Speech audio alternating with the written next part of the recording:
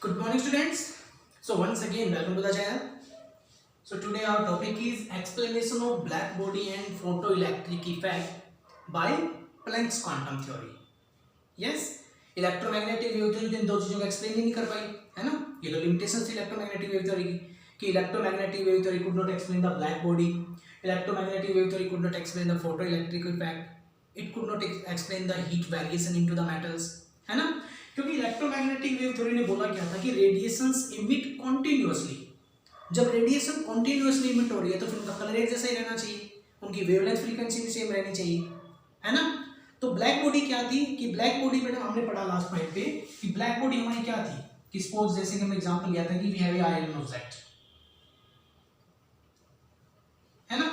और iron object को अगर हम हीट कर रहे हैं कॉन्टिन्यूअसली, हम इसको हीट कर रहे हैं तो with respect to time it will give different colour. Firstly it become dull red, yes, then it become sharp red, okay, then it become yellow, then it will convert into white color, whiteness appear, and then finally it will blue color. So एक ही substance different type का colour दे रहा है तो that iron object is considered as a black body, है ना. तो ब्लैक बॉडी को क्या बोला गया, एक आइडियल बॉडी बोला गया कि which can absorb and emit all type of radiation, कि एक ऐसी बॉडी जो हर टाइप के रेडिएशन को एब्जॉर्ब कर सकती है और हर टाइप के रेडिएशन को इमिट कर सकती है. अगर हम इसको इलेक्ट्रोमैग्नेटिक वेव थ्योरी के बेस पे समझते हैं तो इलेक्ट्रोमैग्नेटिक वेव थ्योरी इसको एक्सप्लेन नहीं कर पा रही. Why? Because electromagnetic wave theory का बेस क्या था, radiations emit from any source continuously. अब कॉन्टिन्यूअसली रेडिएशन इमिट करेगी तो ऑब्वियसली फ्रीक्वेंसी सेम होगी, वेवलेंथ सेम होगी, तो फिर कलर में वेरिएशन आएगा ही नहीं, है ना. तो इन पॉइंट्स को किसने एक्सप्लेन किया, ये these points get explain by Planck's quantum theory.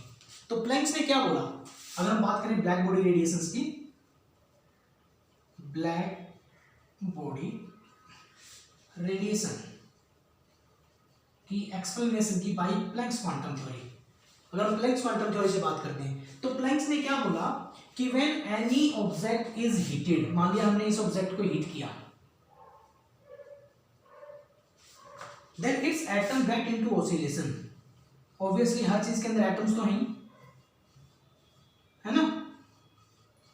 तो ये जो इसके एटम्स हैं ये क्या हो जाएंगे, सेट इनटू ऑसिलेशन, और we can say vibration.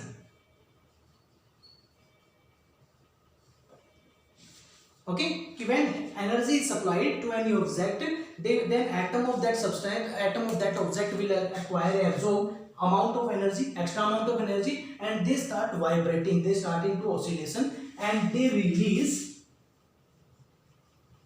radiation of some frequency. Yes beta, they release radiation of some frequency, but at the temperature continuously increase. लेकिन जैसे जैसे हम टेम्परेचर बढ़ाते जाएंगे, okay, the speed of particle vibrating the particles get further increase, particles की speed बढ़ जाएगी. That means they will release the radiations of higher frequency, है ना. जब पार्टिकल्स की स्पीड और फास्ट हो जाएगी तो उनके अंदर से जो रेडिएशंस निकलेंगी वो भी क्या निकलेंगी, हायर फ्रीक्वेंसी की निकलेगी. ओके, जब हायर फ्रीक्वेंसी की निकलेगी तो ऑब्वियसली उनके कलर में भी चेंज आएगा. यस और नो. तो इसने फोटोइलेक्ट्रिक इफेक्ट ने ब्लैक बॉडी को बहुत अच्छे से एक्सप्लेन किया. कैसे एक्सप्लेन किया कि जब हम किसी ब्लैक बॉडी को कर रहे हैं हीट, आयरन ऑब्जेक्ट, हमने इसको किया हीट, एटम्स हो गए हमारे ऑसिलेशन के अंदर, है ना. तो वे कर रहे हैं energy release, radiation of minimum frequency, है ना. But when temperature further increased, जब टेम्परेचर को और ज्यादा हमने बढ़ा दिया, है ना, तो क्या हुआ, स्पीड ऑफ ऑसिलेशन इंक्रीजेस, है ना. Radiation of higher frequency will emit. आया समझ में? और अगर हम अपना इलेक्ट्रोमैग्नेटिक स्पेक्ट्रम देखें तो from the electromagnetic spectrum, electromagnetic spectrum है ना, इट इज क्लियर। अगर इलेक्ट्रोमैग्नेटिक स्पेक्ट्रम को आप देखें तो इट इज क्लियर कि red colour has lesser frequency.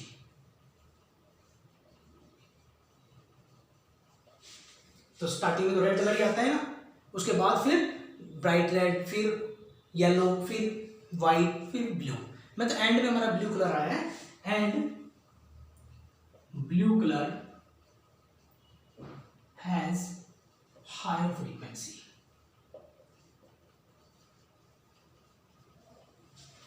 आया समझ में कि स्टार्टिंग में कलर रेड हुआ,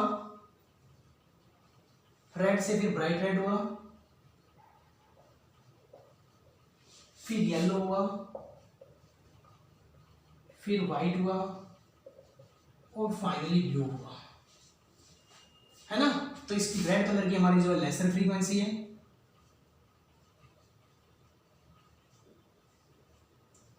ओके, और जो हमारे उधर ब्लू कलर है उसकी हायर फ्रीक्वेंसी है।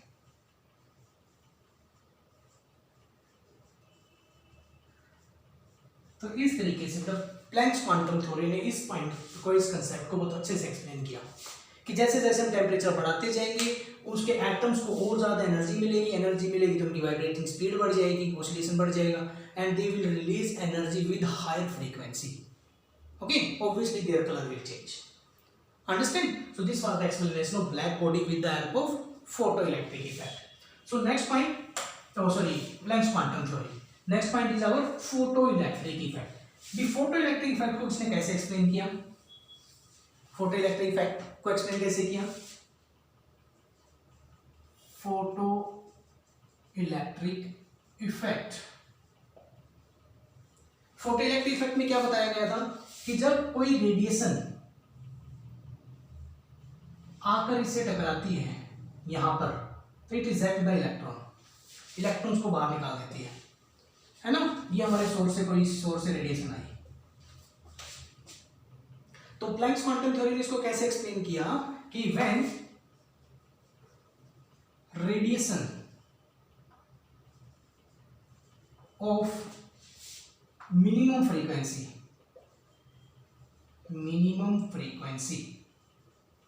strike with the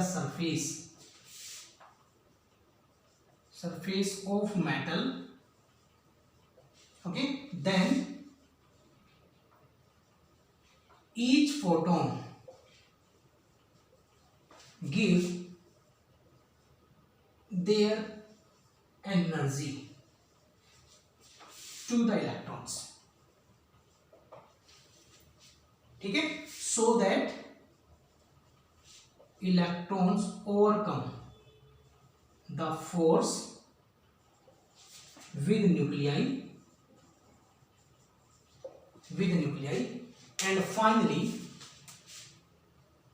and finally break the bond. Yes, so ejected. देखिए, तो प्लैंक्स क्वांटम थ्योरी ने हमारे फोटोइलेक्ट्रिक इफेक्ट को बहुत अच्छे से एक्सप्लेन किया। क्या बताया इसने कि जब कहीं से भी किसी भी सोर्स से हमारे फोटॉन्स आते हैं, है ना, स्मॉल पैकेट्स, तो हर एक फोटोन की एक अपनी पर्टिकुलर टाइप की रेडिएशन है, फ्रीक्वेंसी है। तो वो फोटॉन्स, ये हमारे फोटॉन्स रिलीज हो रहे हैं, वो फोटॉन्स क्या करते हैं, अपनी एनर्जी जाके उस इलेक्ट्रॉन्स को दे देते हैं, और होगा क्या, इससे क्या होगा, इलेक्ट्रॉन्स की एनर्जी बढ़ जाएगी, और इलेक्ट्रॉन्स क्या करेंगे, जो न्यूक्लियस ने इलेक्ट्रॉन्स के ऊपर फोर्स लगाया हुआ था, हमें पता नहीं कि न्यूक्लियस के अंदर हमारा पॉजिटिव फोर्स है, इलेक्ट्रॉन्स के ऊपर नेगेटिव चार्ज है, तो न्यूक्लियस ने जो इलेक्ट्रॉन्स के ऊपर फोर्स लगाया हुआ था, रोका हुआ था, तो जैसे ही फोटोन ने आके इलेक्ट्रॉन्स को अपनी एनर्जी दी, उन इलेक्ट्रॉन्स की एनर्जी बढ़ गई, जिससे हुआ क्या कि इलेक्ट्रॉन के बीच में, न्यूक्लियस के बीच में जो फोर्स था वो फोर्स टूट गया। अंडरस्टैंड? एनर्जी इतनी आ गई इलेक्ट्रॉन्स के पास, और इलेक्ट्रॉन्स ने क्या किया, दे इजेक्ट आउट, वो बाहर निकल गए न्यूक्लियस से। तो दैट इज द रीजन कि इलेक्ट्रॉन्स इजेक्ट क्यों होते हैं, क्योंकि ईच फोटोन जो आता है वो अपनी एनर्जी इलेक्ट्रॉन्स को दे देता है कंप्लीटली। तो जिससे होता है क्या, इलेक्ट्रॉन्स उस एनर्जी को लेके उस फोर्स को तोड़ के जो इलेक्ट्रॉन्स और न्यूक्लियस के बीच में था उस फोर्स से ओवरकम होके बाहर निकल जाते हैं। आई चीज समझ में? तो in this way Einstein in 1905 Einstein ने 1905 में क्या बोला कि लाइट हैज ड्यूअल कैरेक्टर, कि लाइट का है जो ड्यूअल कैरेक्टर होता है। क्या होता है? आइंस्टीन ने हमें एक नया कंसेप्ट दे दिया, क्या दे दिया कि लाइट हैज ड्यूअल कैरेक्टर, कि कुछ प्रॉपर्टीज तो लाइट की वेव करेक्टर से एक्सप्लेन होती है, कि some of the properties explained with the help of wave character like interference, diffraction, and some of the properties of light get explained by material reason, material party, material behaviour, है ना, कि light की कुछ properties तो wave nature से explain हो जाती है और लाइट की कुछ प्रॉपर्टी पार्टिकल नेचर से एक्सप्लेन होती है, लाइक ब्लैक बॉडी। अब ऑब्वियसली फोटॉन्स के अंदर पार्टिकल्स हैं, कुछ मटेरियल पार्टिकल है, तभी वो मटेरियल पार्टिकल आके टकराए और उसी से बाहर इलेक्ट्रॉन निकला। अंडरस्टैंड? ब्लैक बॉडी में भी क्या है, मटेरियल पार्टिकल्स हैं, तभी वो हीटिंग क्रिएट हो रहा है हमारा। तो कुछ प्रॉपर्टीज जो हैं वो वेव नेचर से एक्सप्लेन होती है और कुछ प्रॉपर्टीज पार्टिकल नेचर से एक्सप्लेन होती है। तो आइंस्टीन ने एक नया कंसेप्ट दे दिया 1905 के अंदर कि light has dual character, wave nature as well as particle nature. That means कि wave nature as well as particle nature. तो इस तरीके से हमारी फोटो इलेक्ट्रिक इफेक्ट और ब्लैक बॉडी की एक्सप्लेनेशन भी हो गई with the help of Planck's quantum theory, और एक नया कंसेप्ट सामने आ गया कि light has dual character. Understand? Okay, so in next video we will to start the new model of atom, that is Niels Bohr model of atom. Okay, thank you.